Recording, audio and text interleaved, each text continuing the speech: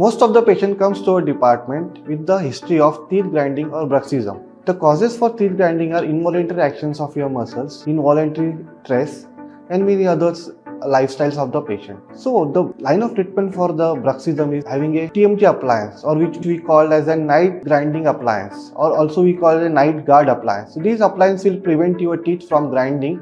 Also it will prevent your TM joint pain. So always use a night grinding appliance or TMG appliance before night time or before sleep every day 4 times a week.